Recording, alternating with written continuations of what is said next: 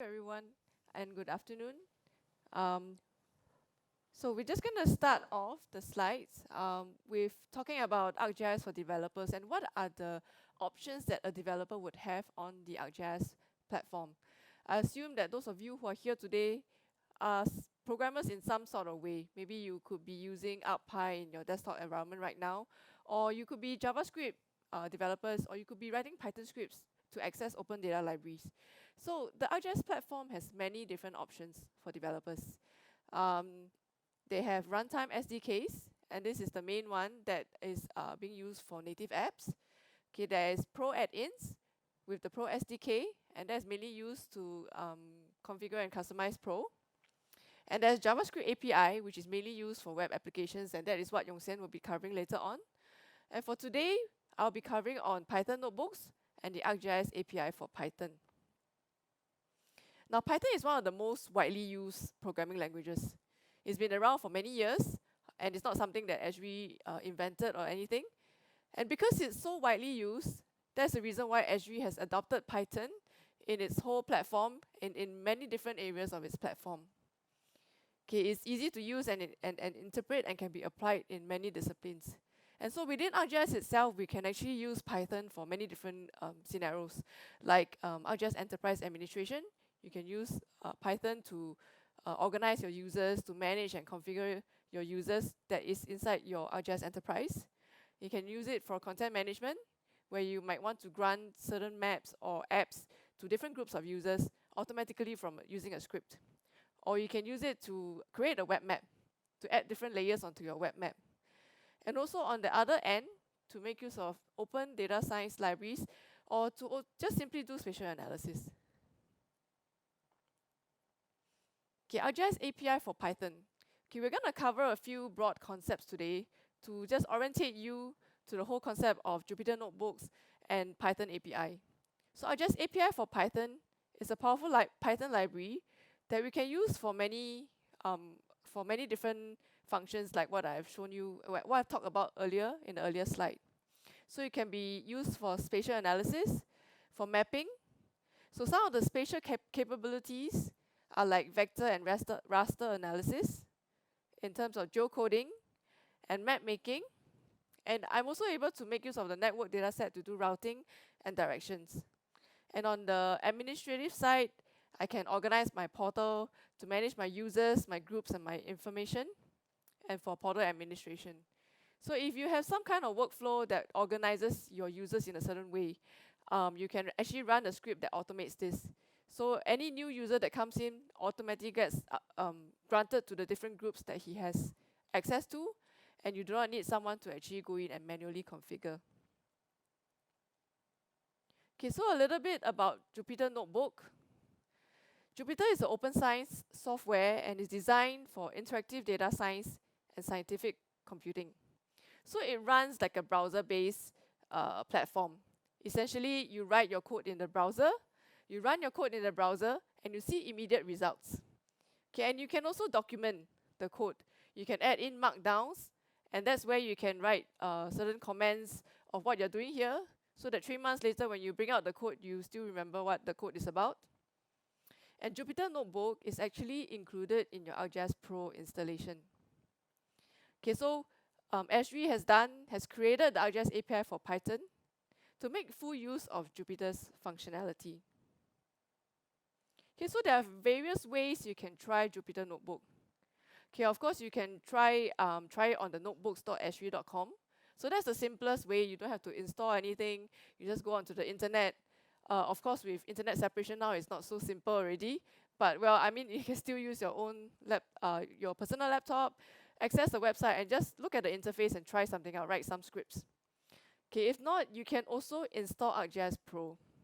If you have Pro 1.4 version or later, the ArcGIS API for Python actually comes with the installation. You just need to run some steps for the configuration and add in this library. And then you'll be able to launch Jupyter Notebook. So Jupyter Notebook already comes installed together with ArcGIS Pro, and then you can make use of the ArcGIS API for Python. Or you can do it via the Anaconda way, and this is something that you can download from the website. download the ArcGIS API from there, and then install it using Anaconda. Okay, so a little bit about Notebook Server. Notebook Server and Jupyter Notebook is similar, yet different.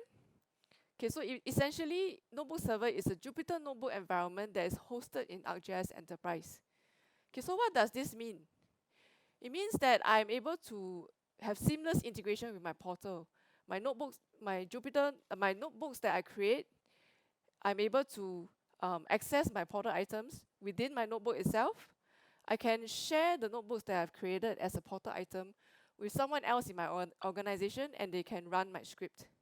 I can also select a portal analysis tool, and then I add it as a code snippet within my notebook. So it makes it faster for you to script. And of course, Notebook Server comes pre-packaged with a lot of open data science libraries. And so for the data scientists in you, you can actually make use of it's very convenient for you to make use of these functions within the open data libraries.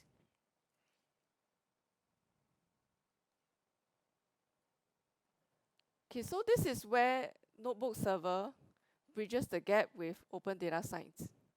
Okay, so on the left-hand side is ArcGIS. And that's where you have your ArcGIS API for Python, you have your ArcPy, that's where you run all your spatial analysis, your geoprocessing tools, and your raster analysis. And on the right-hand side is the open source libraries. And Notebook Server is something that brings the two together. Notebook Server brings you the open data science libraries, and you can make use of these libraries to write codes on top of your geospatial features and analyze them.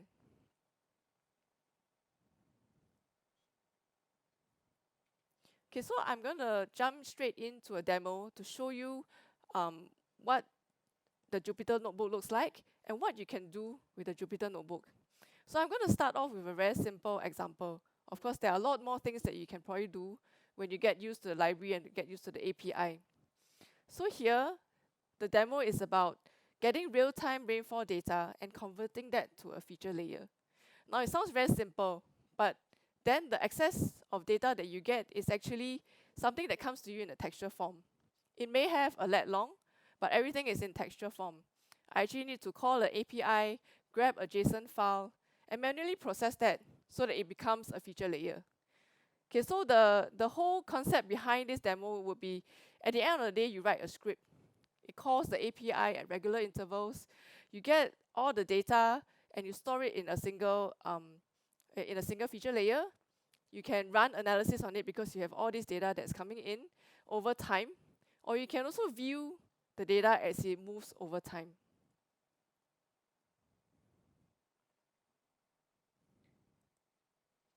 Okay, so what you see here is the Jupyter Notebook environment. Okay, you can see that this is fully run on a browser, and this is what we call a cell. And that is where I will write my codes, and I will run the codes cell by cell. So I can write all the lines within here, and I run it, only the codes within that cell runs. So the first cell actually imports all the different libraries that I need. The second cell helps me log on to my portal.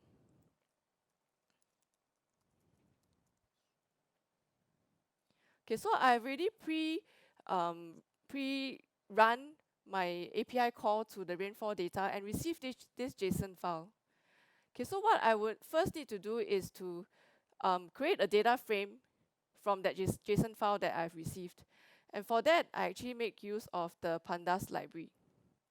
Okay, the pandas comes already pre-packaged with your Jupyter Notebook. Okay, so after I've got that data frame, I'm able to print it out. So right after I run this cell, this is the result that I get. Okay, so you see a list of station IDs, you see a list of values, and this is the rainfall values at all the different stations, and the timing of the observation. Okay, I did not show the full list, there's a full long list of data here. Okay, the JSON file also comes with all the weather stations and the location. So I get a list of lat longs of all these stations. I will need that in order to create the feature layer because that's where the location information is kept. Okay, so the same thing, I take in my JSON file, I create a data frame from that as well, and then this is the end result. Okay, you will see the device ID, this actually matches the station ID that I have here. Okay, and I have my lat long location. Okay, so now I have these two pieces of data. I have one texture and I have one that has a lat long coordinate. I need to join the two together in order to create a feature layer where I have a lat long, a point, and I have the value that I'm looking for. So I do this by a simple join. Okay, defining the two key columns that I need to join them. And from this data frame, I'm able to create what we call a spatial data frame. So the main difference between it, if you look at the results, is that the data frame only has the lat long in texture format. But once I convert it to a spatial data frame, I actually have a geometry column, and that contains my shape. And with this, I'm able to import the data into my portal and then visualize it as a layer on my map. Now, when I just add these points onto the map, it just takes on the default symbology. I'm also able to use the library functions to change the symbology of my features.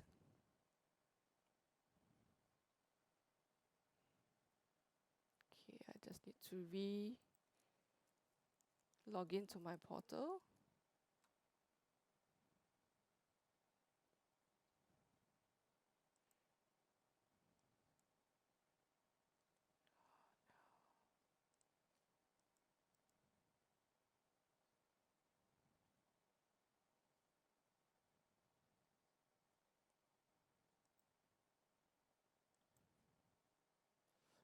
Okay, so you see here is symbolized by its value. The bigger circles are the ones with higher rainfall, and the smaller circles with smaller rainfall. I can also create a surface from these rainfall points.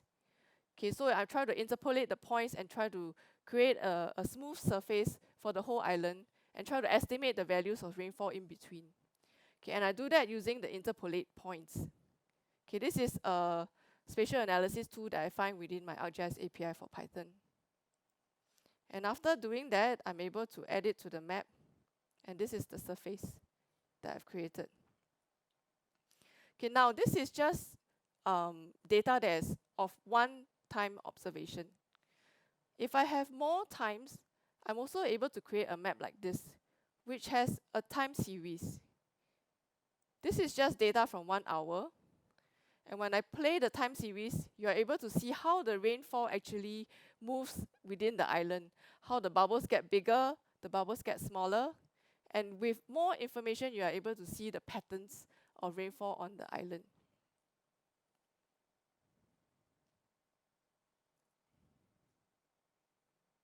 Okay, so this is just a simple example to show you the things that you can do with ArcGIS API for Python. Of course, there's a lot more. There's a whole library of functions that you can have access to, and that's where, you know, it's just limited by your imagination.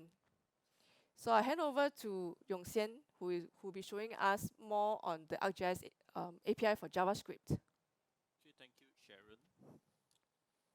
My test. Thank you, Sharon. ArcGIS for Developer is a complete mapping and analytics platform for desktop and mobile and web developer. This session covers web app development specifically using ArcGIS for JavaScript, which is shown here. As we recently released ArcGIS JavaScript version 4.12, which includes many exciting updates in 2D maps as well as a 3D web scene. For this presentation, I will just touch on briefly 5 newer features, just to highlight a few. The first one being ArcGIS JavaScript now supports a responsive app capability and is compatible with HTML responsive web design approach. So those who are web developer here don't have to worry. And it also supports a client-side feature query without having to go to the server all the time. And ability to visualize query result with feature filter and feature effect class, visualization of relationship between 2 or more attributes using what we call the relationship renderer, and lastly allows visualization of point data using what we call a dot density renderer. So what we meant by responsive web is compatible and works alongside various responsive CSS and JavaScript frameworks. And what we mean by responsive map, because the HTML can be responsive, but what about inside the map? I want to control the responsiveness inside the web map. And so within the web map, using ArcGIS JavaScript API, it can listen to these events called specifically with. It's called with breakpoint event in the map view and able to trigger responsive widget rendering. Client-side feature query, allows statistical analysis on the fly without a round trip to the server, and client-side caching of 3D web scene on this what we call IndexedDB. For those who know a progressive web app, you probably will have heard of this capability. So ultimately, this leads to better end user experience. So what is feature, filter, and effect? What does it do? It allows the ability to set an effect on a feature layer to display features that meets a certain spatial filter, and gray outs the feature that does not meet the condition. So without dwelling too much into the points, let me just show you a short demonstration.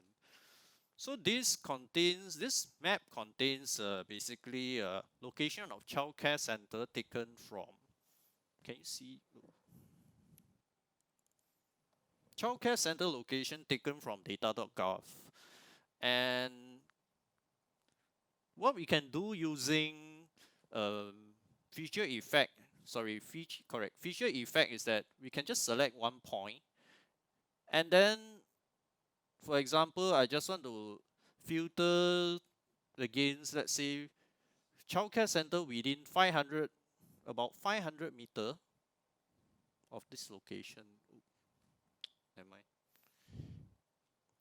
And as you see, the rest of the feature are grayed out.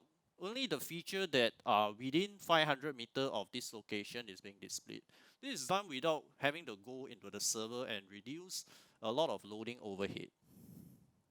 Let me just go back to the slide.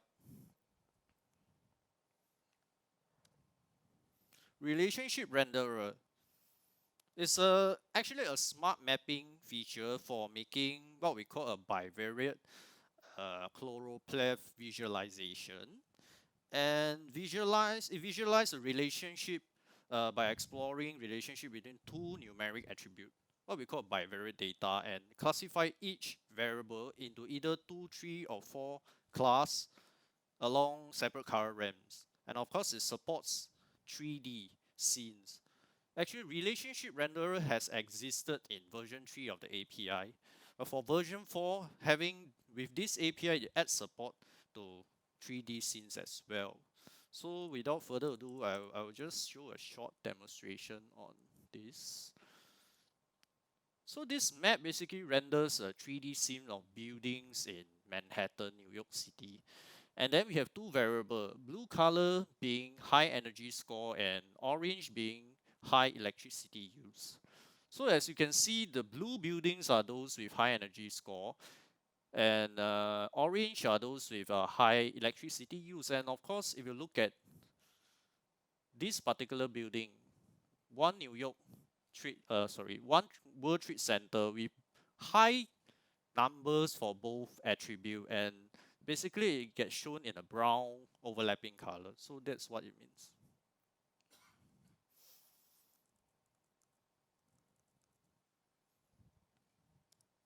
So lastly, what I would like to touch a bit about dot density renderer.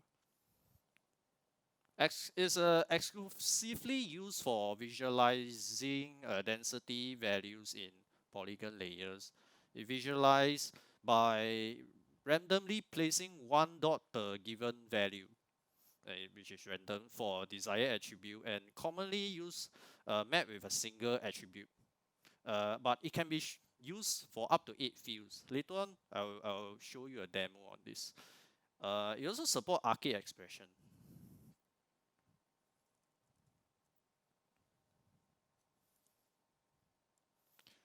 So this is actually a visualization of population by census tract. What we mean by tract is like a smallest geographical location in the US, or you can call it a district. And for this particular visualization is specifically for Hispanic population. So for those dots in white, they are showing those tracts with population of Hispanic population lesser than 1,000. And above 1,000 to 5,000 is in green, and above that is yellow, and further on orange. And this is what we call, this is actually not using dot density renderer, it's actually using a class break renderer which has exists back in version 4.0 of the JavaScript API. So, but this visualization has a problem because when we zoom out, you realize everything becomes cluttered. And if you want to visualize the density, it's not exactly very clear. And for developer to work around this problem, it needs a bit of extra coding. So to help with the problem, as we actually develop the dot density renderer, let me just change the code here.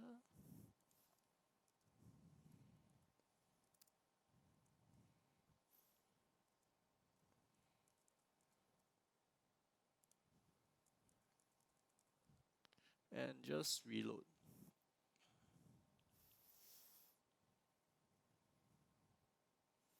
This is the same exact data being rendered in a dot density renderer. As you can see, the density now become quite apparent. And of course, now we are only showing Hispanic data. Let's say I want, say, 8 columns. I have 8 columns of, say for this example, I have 8 ethnic groups that I want to show together on the map. For a classic class break renderer, I will have to create 8 class break renderer. But in this case, I just need 1 feature layer. Let me just do one last change to this code.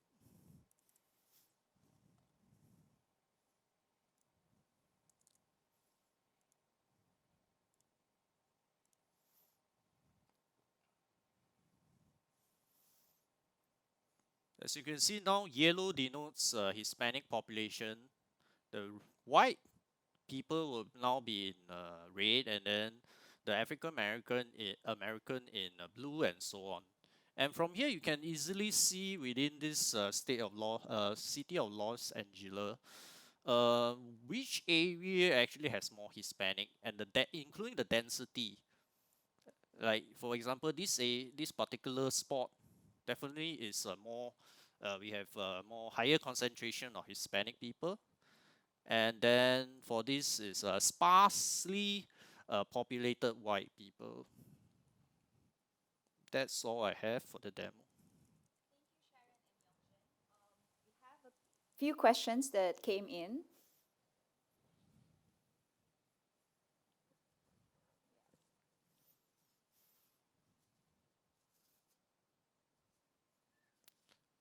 Is relationship renderer supported in ArcGIS version 3? Actually, yes. It actually existed in version 3, except that version 3 doesn't have 3D support. So naturally, you can only do it using a 2D relationship renderer. And then, yeah. So for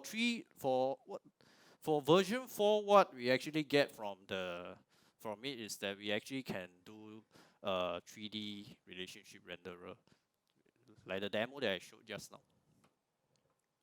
Okay, the question about training.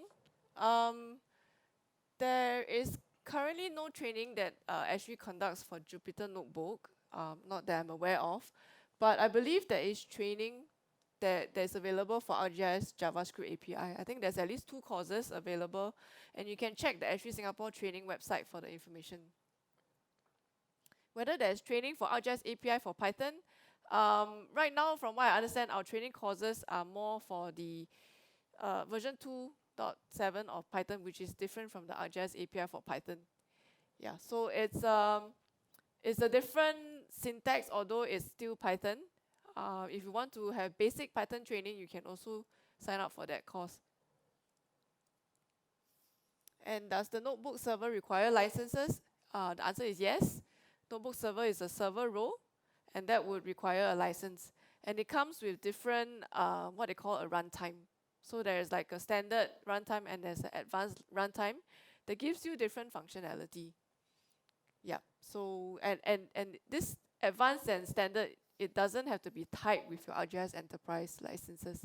So you can have ArcGIS Enterprise Standard with the advanced runtime library. And the last question, does ArcGIS APIs support R scripting in Jupyter? This one we need to find out more information about it. If you posted the question, you can come and look for me, and then I'll just get your contact